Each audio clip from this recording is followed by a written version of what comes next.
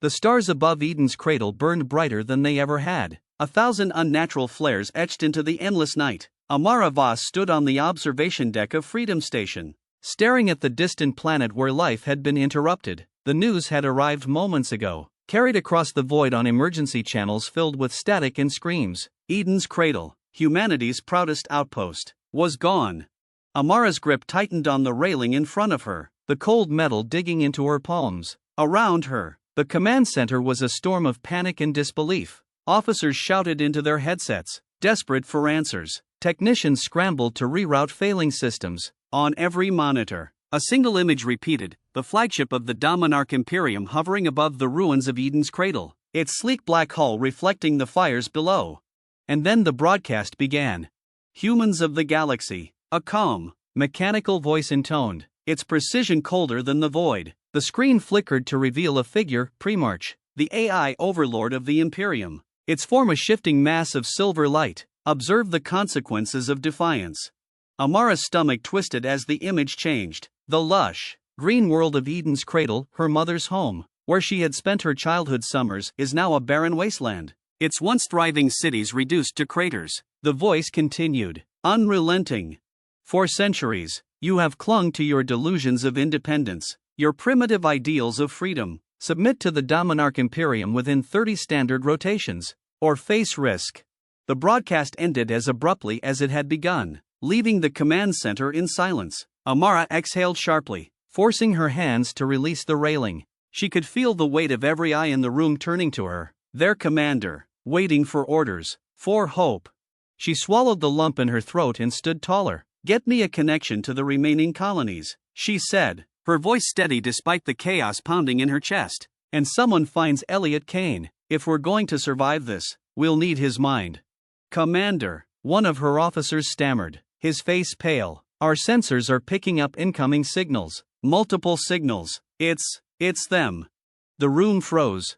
Amara stepped forward, her pulse quickening. Put it on screen. The main monitor shifted to display a swarm of ships, sleek and deadly, entering the system. The Imperium had not come to negotiate. They had come to finish what they started. For a single moment, fear gripped her. But then, from somewhere deep within, a flame ignited. A memory surfaced, her mother's voice, calm and unyielding, whispering to her as a child during a storm. Never stop moving forward, Amara. Never stop fighting. She turned to her crew, her voice cutting through the tension. This is not the end, she said, her tone sharp with defiance. It's the beginning. They think they can snuff us out, but they don't know what we're capable of. Humanity doesn't break, we adapt, we fight, and we rise. The room came alive. Officers snapped to their stations, commands flying as the crew prepared for battle. Amara's heart pounded as she stared at the approaching fleet. She didn't know how they would win, but she knew one thing with certainty: humanity wasn't done yet.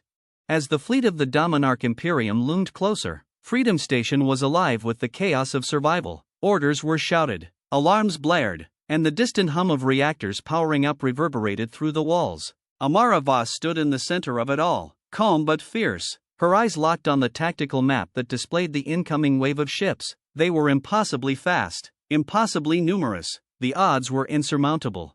We don't have the firepower to hold them off, one officer said, his voice shaking. They'll wipe us out in minutes.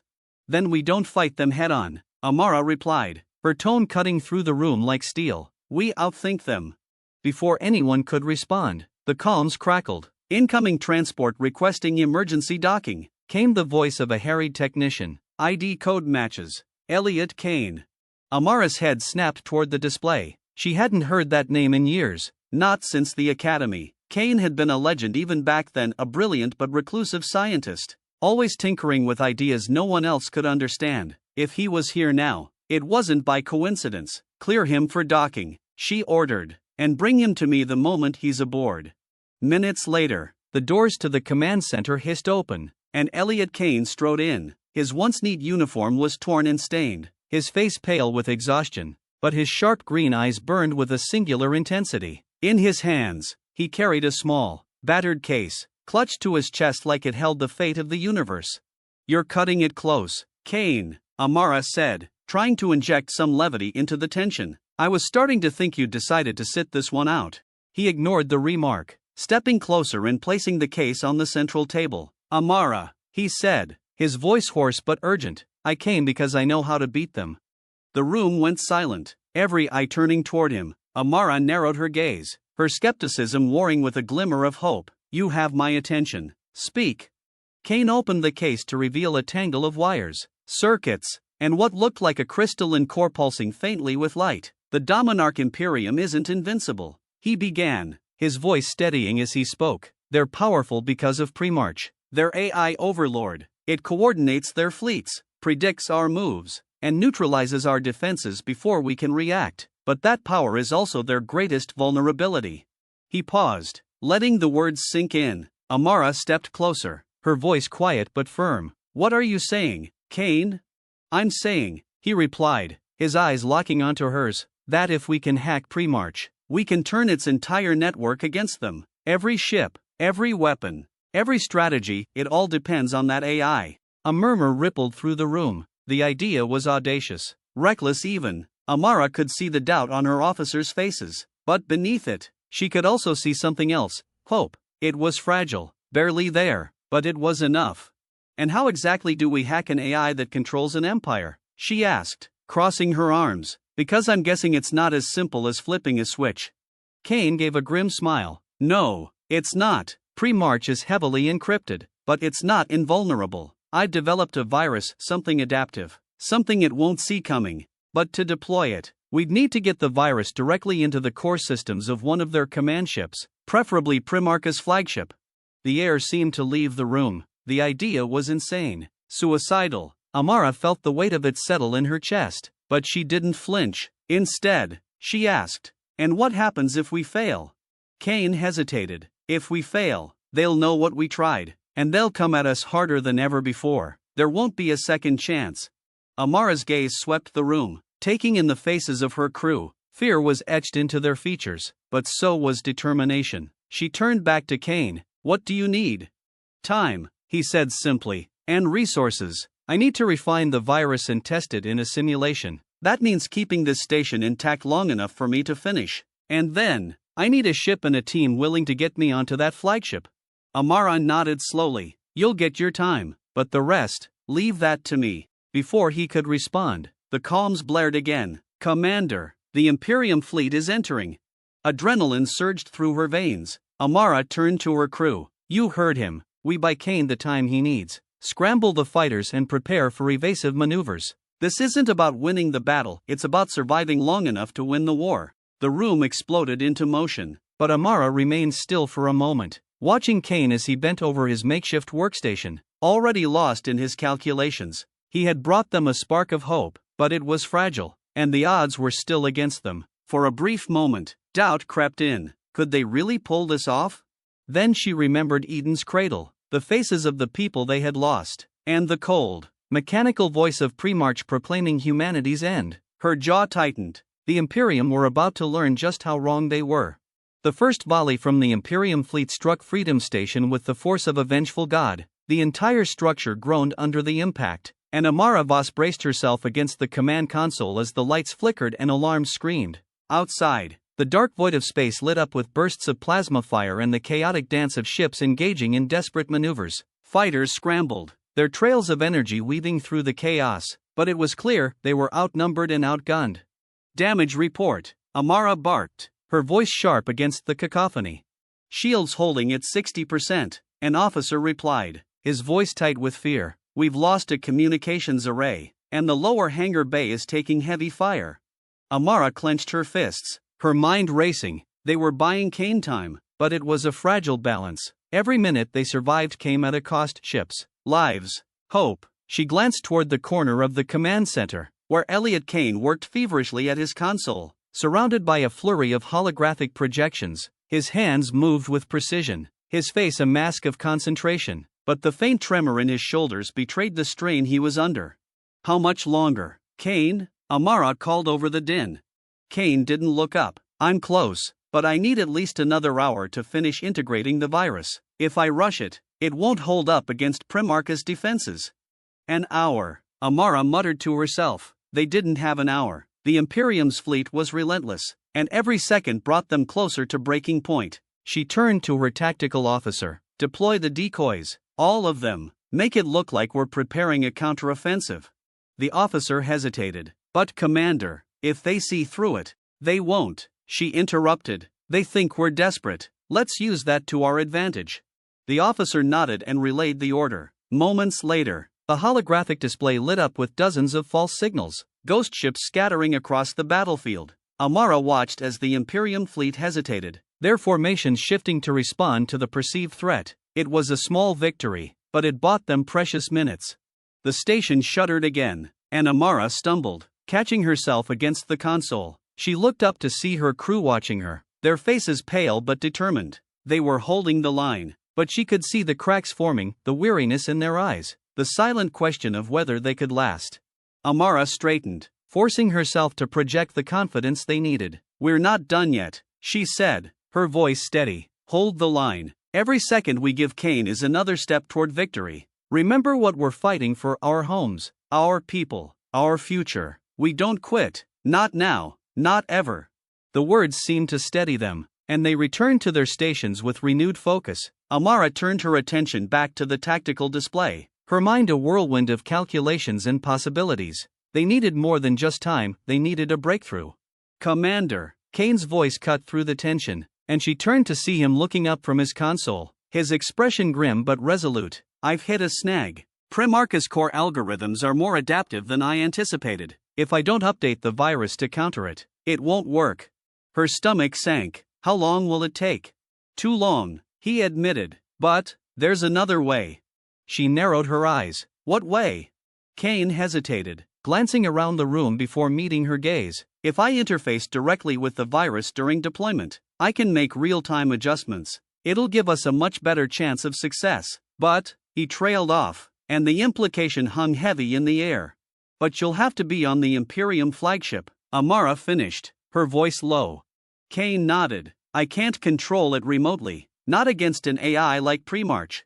The weight of his words hit her like a physical blow. Getting him onto the flagship was near impossible, and even if they succeeded, there was no guarantee he'd survive long enough to complete the job. But without the virus, they had no chance at all. Amara's jaw tightened. We'll get you there, she said, the resolve in her voice masking the turmoil in her heart. But you're not going alone. I'll lead the strike team myself. Amara, no, Kane said, stepping toward her. You're the commander. If this fails, humanity will need you to lead them. And humanity needs you to stop Primarch, she countered. I'm not sending you into that alone. Kane, we do this together, or not at all. Their eyes locked into a silent battle of wills. Finally, Kane relented, exhaling sharply. All right, but if I say pull back, you pull back. No heroics. Amara gave him a faint smile. No promises. The station rocked again, and the tactical display flashed with new alerts. The Imperium fleet was adapting, their formations tightening as they began to see through the decoy signals. Time was running out. Prepare the strike team, Amara ordered, and someone finds them the fastest ship we've got. We're not waiting for them to come to us, we're taking the fight to them. As her crew scrambled to carry out her orders, Amara felt a flicker of hope amidst the chaos. It was a reckless plan, a desperate gamble, but it was their only chance. And if there was one thing humanity excelled at, it was making miracles out of the impossible.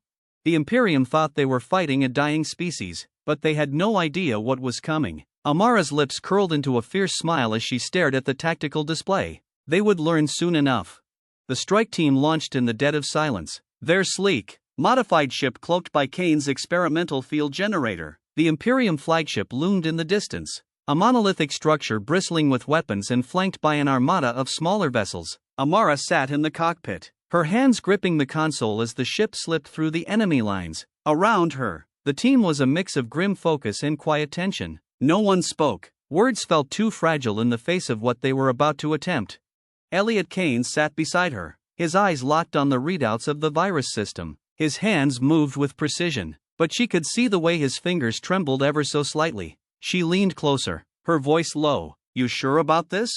He glanced at her, a faint smile breaking through his exhaustion. No, but we don't have another choice.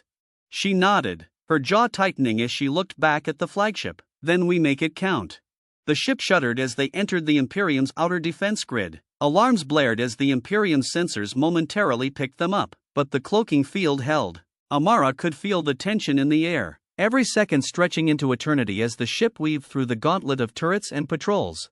Approaching the entry point, one of the team members reported. "Prepare for insertion," Amara ordered. She glanced at Kane, her voice softening. "Stick close to me. We get in, we plant the virus, and we get out. No detours." He gave her a grim nod, his fingers tightening around the case containing the virus. "Let's hope this works."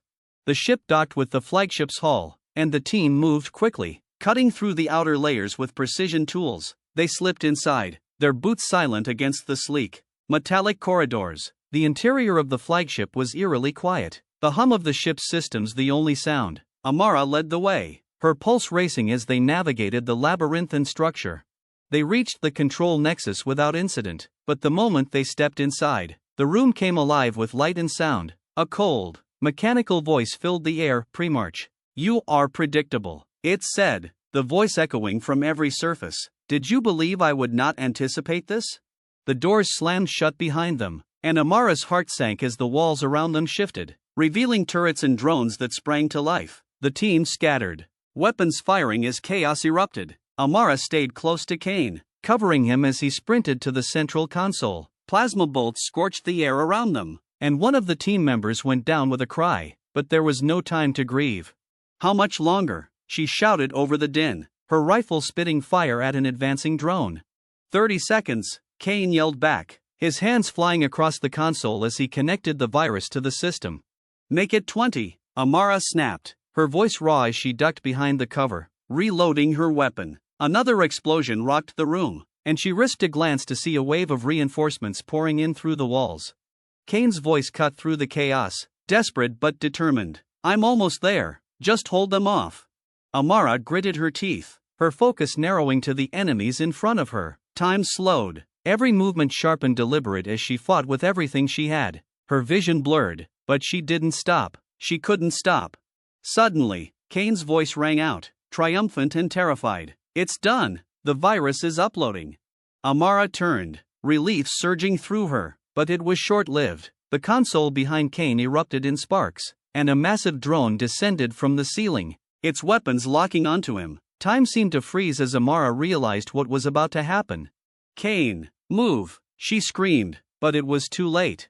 The drone activated, and Kane cried out, sending him sprawling. Amara's vision blurred with rage as she charged. She dropped to her knees beside Kane, her hands trembling as she pressed against the wound in his side. "You did it," she whispered, her voice breaking. "You got it in." Kane coughed a faint smile. "Yeah," he rasped. "I told you, I'd make it count." Alarms blared, the room shaking as the virus began its work. Amara's comm crackled to life, a panicked voice shouting, "Commander, the flagship's systems are collapsing. You need to get out of there now."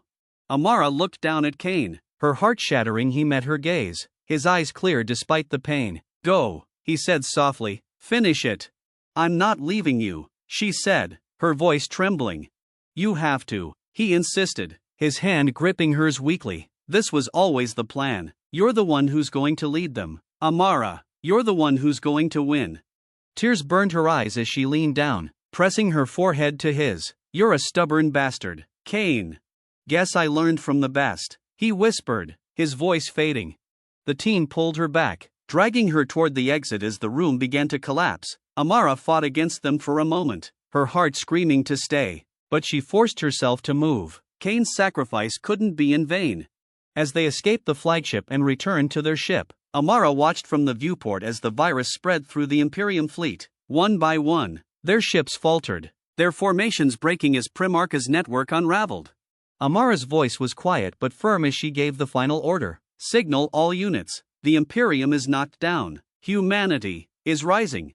The wreckage of the Imperium fleet drifted silently through the void, a graveyard of shattered hulls and fading lights. Freedom Station hung amidst the chaos, battered but still standing, a testament to human resilience. Amara Voss stood at the command console, her reflection ghostly in the cracked viewport as she watched the remnants of the battle unfold. Around her, the crew moved with subdued purpose, their victory overshadowed by the cost.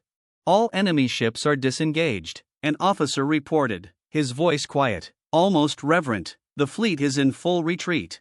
Amara nodded, the weight of those words settling heavily on her shoulders. They had won, but the taste of victory was bitter. Her mind drifted to Kane, to the moment he'd looked her in the eye and told her to leave, to finish what he'd started. She hadn't wanted to go, hadn't wanted to abandon him, but she had, and now, the silence where his voice should have been was deafening. "Commander," the calm officer said, breaking her reverie, "we're receiving transmissions from the other colonies. They're celebrating, ma'am. They're calling it the Day of the Rising." Amara closed her eyes, a flicker of warmth breaking through the cold grief in her chest. The Day of the Rising. The name felt too grand for what had happened here, too clean to encompass the blood and sacrifice it had taken to bring down the Imperium. But it was something. It was hope.